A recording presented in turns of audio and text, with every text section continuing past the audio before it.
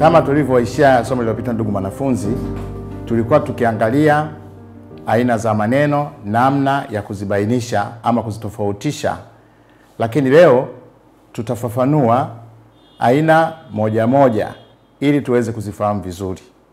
Kama tunavyofahamu, lugha imejengwa kwa maneno. Na maneno tunayoyatumia kila siku katika maisha yako aina 7 tu kwa kidato cha kwanza na kidato cha 4. Pengine kwa madarasa ya juu utajifunza aina zingine zaidi. Lakini kama nilivyokueleza katika somo lililopita, tunajadili sana hizi aina 7. Ya kwanza ni nomino. Ndugu mwanafunzi, nomino za Kiswahili zimegawanyika katika makundi mengi. Lakini kwa mujibu wa muhtasari wetu, tutajifunza aina 3 tu za nomino. Kwanza, nomino za pekee. Tunaposema nomino ya pekee tunazungumzia nini? Tunazungumzia majina ambayo hutaja watu, vitu maalum, mahali maalum na pia Mungu. Haya ni majina ama nomino za pekee. Majina ya miezi, vile vile majina ya siku, nayo yanaingia katika majina ya pekee, katika kundi la vitu maalum. Majina ya milima vile vile, majina ya mito, majina ya mikoa, yote yanaingia katika majina ya pekee. Sifa za majina haya ya pekee, kila yanapoandikwa lazima yaanze kwa herufi kubwa. Narudia, sifa za majina haya, majina ya pekee, kila yanapoandikwa lazima yaanze kwa herufi kubwa. Kama tunavyoona hapa, Juma ni jina la mtu, Paulo pia ni jina la mtu, Dar es Salaam ni jina la mahali, Toyota ni jina la gari, jina la Mungu mwenyewe tunasema ni jina la pekee, japo tunasema ni jina la pekee, nomino ya kufikirika. Hapana, Mungu yupo. Na aliwahi kuongea na Musa, kwa hiyo tunajua yupo. Jina la siku Jumatano ni jina la pekee, yataingia katika kundi hili. Majina ya mito kama mto Ruvu, sema Ruvu, mlima Kilimanjaro, basi nayo yataingia katika majina ya pekee. Hata jina la shule yako, jina maalum la shule unayosoma, basi nalo ni jina la pekee, kwa sababu linatambulisha na kujibainisha tofauti na maeneo mengine. Kundi la pili au aina ya pili ya nomino ni hizi nomino za kawaida. Hizi hutaja majina ya vitu vya kawaida, majina ya wanyama tu. Kwa mfano ukisema tembo, tembo ni tembo tu, hawezi kuwa pekee. Shule ni shule tu. Ukitaja neno gari, ukitaja neno mlima, ukitaja jina mto, darasa, haya ni majina ya kawaida. Ukasema nyumba, ukasema kalamu, ukasema ukuta, hizi ni nomino za kawaida. Kundi la tatu, ndugu wanafunzi, ni yale majina ya vitu ambavyo hatuwezi kuviona wala kuvishika, bali vitu hivi huwa ni vya kufikirika tu. Kwa hiyo majina haya yataitwa majina ya kufikirika ama majina dhahania. Majina haya yako mengi. Yako yanaonyesha hisi au hisia tuseme. Kwa mfano furaha, huzuni, uchungu. Yapo yanaonyesha hali ya hewa, mfano joto, baridi. Majina ya kufikirika kama unavyoona mfano hapa: hewa, njaa, upendo, uzuri, unafiki, malaika, shetani, ni majina ya kufikirika.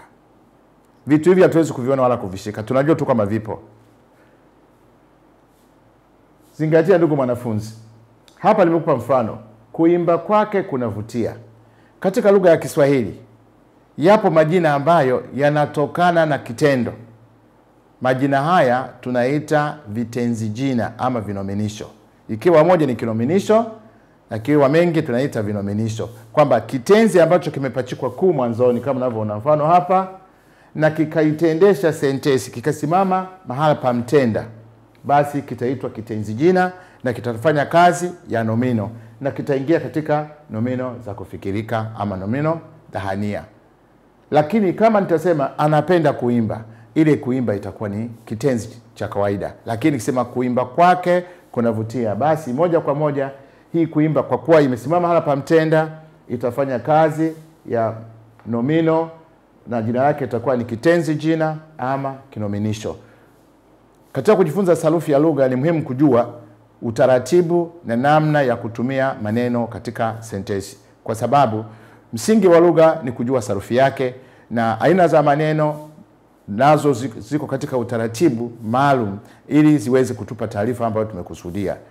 Na wewe ukiwa mwanafunzi ambaye utafanya mitihani mbalimbali, basi wapaswa kufahamu kwamba waweza kuulizwa swali kwamba tunga sentensi, katika sentensi hiyo utumie ukapewa kama kitenzi kuimba, au ukapewa tu imba, halafu ukitumie kama kitenzi jina na pia ukitumia kama kitenzi kikuu. Basi ukitumia kitenzi jina kitaonekana katika utaratibu huu, kitakuwa cha kwanza na kitatendesha sentensi yote, kwamba unaona hapo ku zinafanana, basi hapo itakuwa kimefanya kazi ya kitenzi jina. Vile vile, ndugu mwanafunzi, haya majina tunayojifunza au nomino hizi tunapaswa kuzitambua katika makundi yake pia, bila kujali kwamba ni nomino ya pekee, nomino ya mahali, si nomino ya kawaida, nomino ya kufikirika. Nomino hizi zimejigawa tena katika makundi mawili matatu, tuseme makundi matatu hasa. Zipo nomino ambazo hazina wingi, daima ziko katika umoja tu. Kwa hiyo ukiambiwa uziandike katika wingi nomino kama hizi, usije kwa thubutu kuziandika katika wingi, kwa sababu hazina wingi. Hapa nimetoa chache. Nimeandika nomino njaa, njaa haina wingi, ni njaa tu. Sabuni ni sabuni hivyo hivyo, nguo ni nguo, sababu ni sababu. Hakuna wingi. Hakuna wingi wa majina kama haya. Neno shule halina wingi, hakuna chama shule. Shule ni shule, sababu ni sababu, kalamu ni kalamu, hakuna wingi wa kalamu. Njia ni njia tu, hakuna wingi wa neno njia. Kwa hiyo maneno haya yanabaki kama yalivyo. Ila kama ni kwenye sentensi, tukiambiwa tutunge wingi wa sentensi, basi tutabadilisha katika maneno mengine yanayofuata, kwa mfano vitenzi na vivumishi tutaweza kutumia, kwa sababu njia mbili zilimshinda fisi. Kwa hiyo hapo sentensi yetu itakuwa katika wingi, lakini nomino njia itabaki kama ilivyo. Vile vile yapo majina mengine ambayo yana umoja na wingi. Mfano hapo umeona mtu, tunapata wingi wake ni watu, kitu inakuwa ni vitu, sanduku tunapata masanduku, darasa tunapata madarasa, ukuta tunapata wingi wake inakuwa ni kuta, ufa wingi wake inakuwa ni nyufa, na kadhalika na kadhalika. Kwa hiyo hata neno daftari wingi wake inakuwa ni madaftari.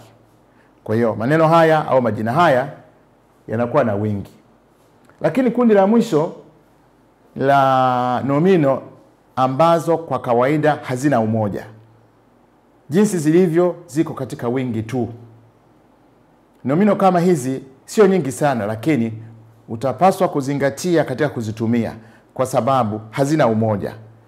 Mfano wa kwanza nimetoa neno mafuta. Mafuta ni mafuta tu. Hata unajipaka yale mafuta kama dizeli ama petroli, hakuna ufuta. Labda kama ni kwa mafuta ya mnyama, lakini katika matumizi ya kawaida tunapozungumzia mafuta kimiminika, basi tunazungumzia nomino ya wingi tu. Maziwa kwa maana ya kimiminika. Na hapa natofautisha kwa sababu kuna ziwa kama nilivyosema, kwa maana kwa Kiingereza tunasema lake, kama vile ziwa Victoria. Kuna ziwa Victoria, kuna ziwa Tanganyika. Sasa ukiunganisha ziwa Tanganyika na ziwa Victoria yanakuwa mawili, tunajiita maziwa. Sina maana hiyo. Nazungumzia maziwa kimiminika. Maziwa chakula tunachokunywa, basi hayana umoja. Yako vile vile. Ni wingi tu, maziwa. Ingine ni madhumuni. Neno madhumuni halina umoja. Hakuna dhumuni.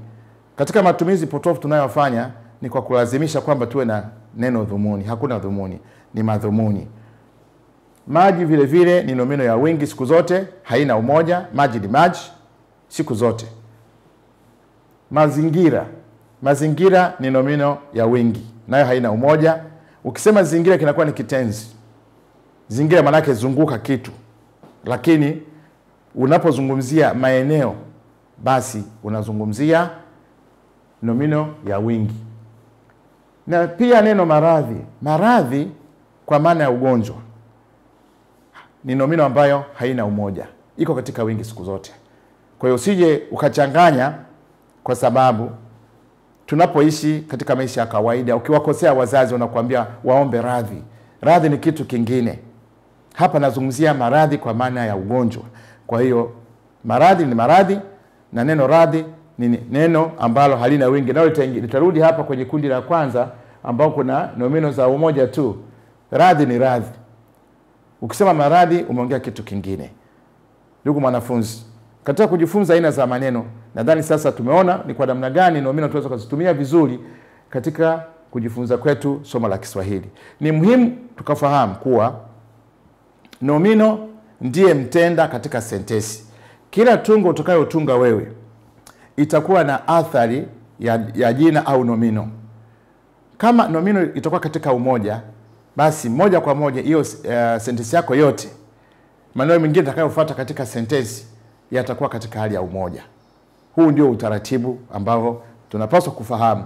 Kwa maana kwamba ukijua nomino hii katika wingi, basi hata utakapotunga sentensi utatunga sentensi nzuri. Huwezi ukasema maji imemwagika. Hapo utakuwa umeongea sentensi yenye makosa kisarufi, kwa sababu maji hayana umoja. Labda useme maji yamemwagika, hapo utakuwa sahihi. Vile vile mazingira yameharibika. Huwezi ukasema mazingira limeharibika. Hakuna kitu kama hicho, kwa sababu nomino mazingira iko katika wingi siku zote, basi na maneno yanayofuata hasa kivumishi na kitenzi yatalazimika kuchukua kiambishi cha wingi kutegemeana na nomino inayohusika.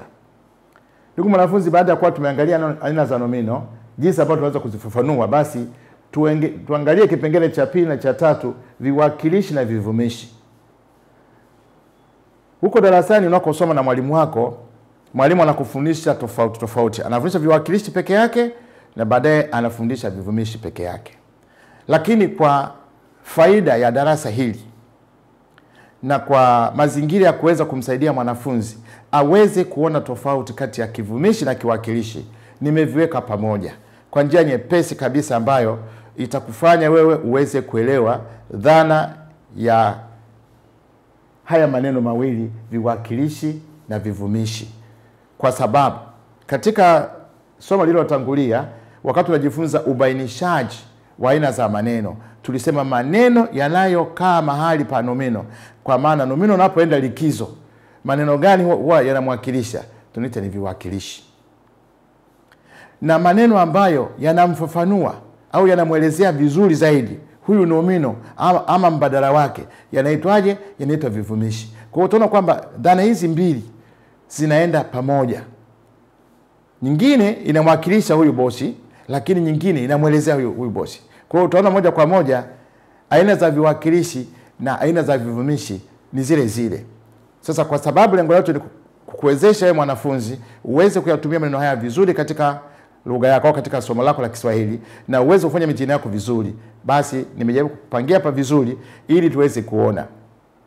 Ndugu mwanafunzi, viwakilishi viko aina 9, lakini vivumishi viko aina 8. Ipi tofauti? Kiwakilishi cha nafsi hiki huwa kinasimama mahala ambako mtenda anatakiwa atende. Lakini ikiwa ni nafsi, naposema nafsi maana yake mtenda mimi, wewe, yeye, sisi, nyinyi na wao. Maneno hayo utakapoona mahali popote katika sentensi, mimi, wewe, yeye, sisi, nyinyi na wao, ni viwakilishi vya nafsi. Hasa kama nilivyosema, kivumishi huwa kinavumisha nomino ama kiwakilishi. Basi hakuna kivumishi kinaweza kuivumisha nafsi. Kitabaki hakuna. Kwa hiyo hakuna kivumishi cha nafsi. Ila tuna viwakilishi vya nafsi, hakuna vivumishi vya nafsi. Kwa hiyo ndio maana aina ya kwanza ya viwakilishi ambao ni nafsi kwenye kivumishi haipo. Ndio maana idadi ya vivumishi imekuwa 8 badala ya 9. Na kama utaulizwa, eleza tofauti za msingi zilizopo baina ya kiwakilishi na kivumishi, utakuwa na nafasi moja nzuri sana kutoa jibu kwa urahisi. Utasema viwakilishi vipo vya nafsi lakini hakuna vivumishi vya nafsi. Hiyo itakuwa ni tofauti ya kwanza. Tofauti ya pili, utawaambia kwamba viwakilishi viko aina 9 lakini vivumishi viko aina 8. Na tofauti ya tatu, kiwakilishi hukaa mahali pa nomino, lakini kivumishi hakiwezi kukaa mahali pa nomino, bali humuelezea nomino. Hiyo tofauti. Ziko tofauti nyingi, lakini hizi ndio tofauti kuu za msingi ambazo tunaweza tukazitumia katika kuonesha tofauti kati ya kivumishi na kiwakilishi. Sasa tuangalie aina zingine zinazofuata.